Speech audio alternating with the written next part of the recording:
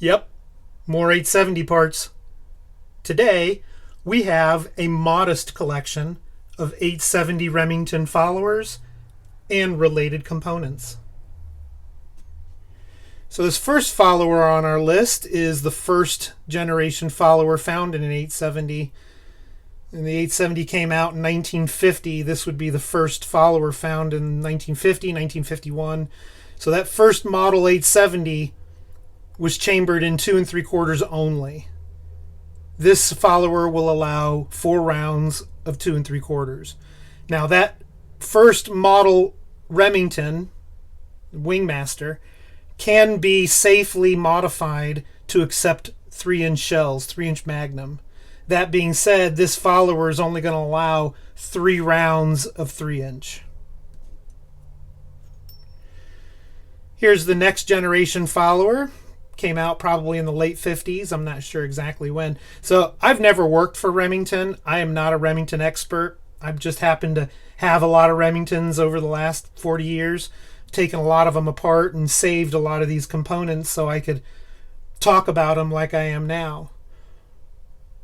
If you know more about these parts than I do, please put them in the comments below. I'd like to learn more. I don't know when this one came out exactly, but I imagine it came out in the late 50s. And they removed that bevel, but they shortened the design, of course, so that you could get 4 rounds of 3-inch. It's tight, but it's tight with modern shells. I'm sure with older 3-inch shells it probably worked a little better. I don't know where this one came from. It came out of an 870, but of the hundreds of 870s I've had apart and all these components I've seen, this is the only one that I've seen that's like this exactly. It's machined a lot like this second generation, so I assume it is a Remington, but the wall here is a little bit taller, so it's not this that's simply modified. But they bothered to machine the face to have this subtle cup. This could go to an early 1100 or an 1148 or something. I'm not really sure. Here's our 4th generation. Now they've gone to plastic. And these are, of course, as you use them with enough use, they're going to deteriorate and break. But they brought the bevel back. And then on this style, they got rid of the bevel again, and they put this nub on the end. It's so funny. All right, so this may not be the only generation followers, but these are the 5 that I've observed over the last 40 years. These are the spring retainers that go with this particular system. And then, of course, with this second generation, you can see they put cuts in the spring to make it easier to flex. So to get these back in the shotgun, you have to squeeze the body. It's a spring basically, and squeezing it and then manipulating it back into the tube. That's pretty tough. So putting those little cutouts made it a little easier. But then with this 4th generation, they got rid of those cuts and they put this strengthening rib. I don't know why they did that, but... And then they brought the cuts back to make it a little easier again. I don't know. So here's the magazine cap that would go with this system. If you have this older style shotgun, then you have little detents in your barrel support lug.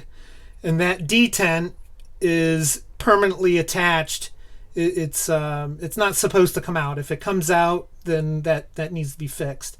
But these little dimples on the inside and on the underside of the magazine cap lock into that dimple, and that's what keeps your magazine cap from unscrewing under recoil. So this is our 2nd generation style shotgun, and this came out, I believe, in the late 70s. I'm not exactly sure, but if you'll notice, the follower's virtually the same. They put a rounded shape to the end of the follower, but it's these cutouts in the side of the follower. And what are those for exactly? Well, it's for this new system of spring retention. that they created. And for disassembly, if you never intend on extending the capacity of your magazine tube and you're a hunter and you use this in the field and you frequently need to take this apart to clean it, this system is a lot easier to take apart. Now with this second style follower, they widened the nub significantly to the design that we know of today.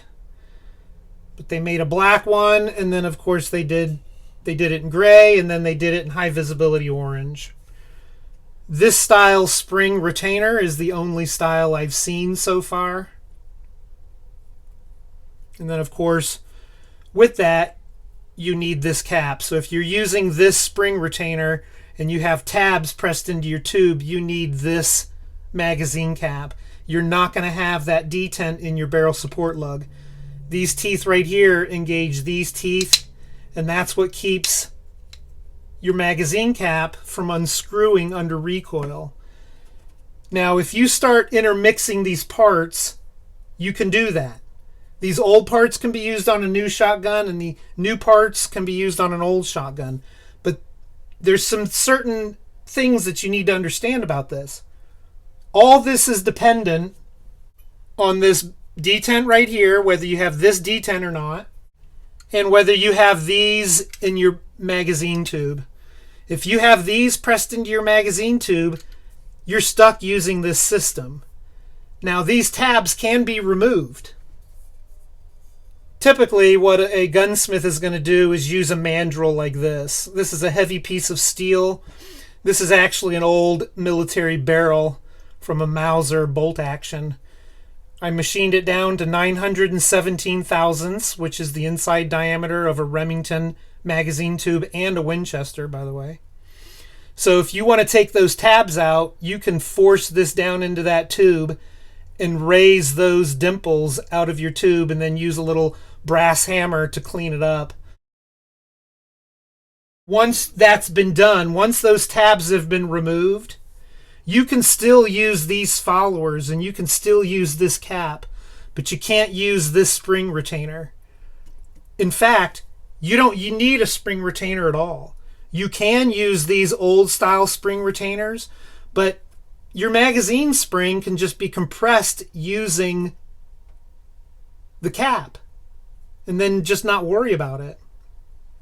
That being said, you're going to need something to retain your magazine cap, and that's where this wavy washer comes in.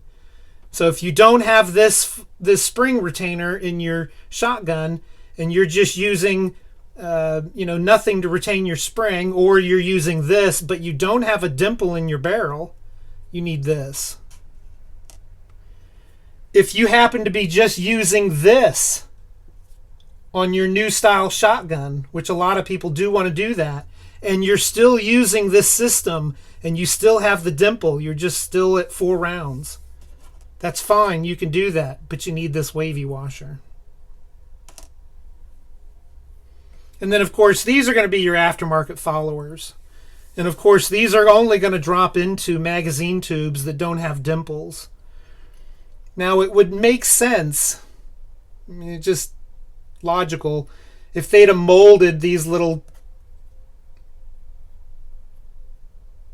channels into this plastic body, then you would be able to use this follower in any shotgun.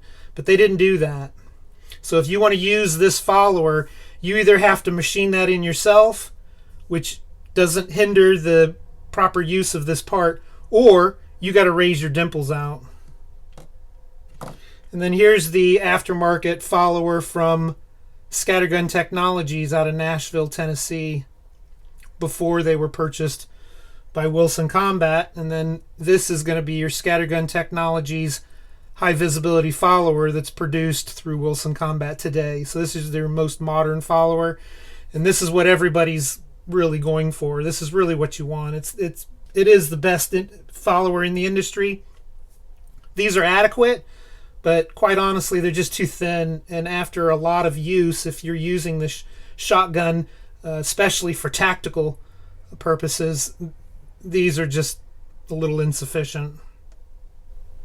If you have any questions, comments, or concerns, please put it in the comments below. I'd like to hear from you. Thanks for watching.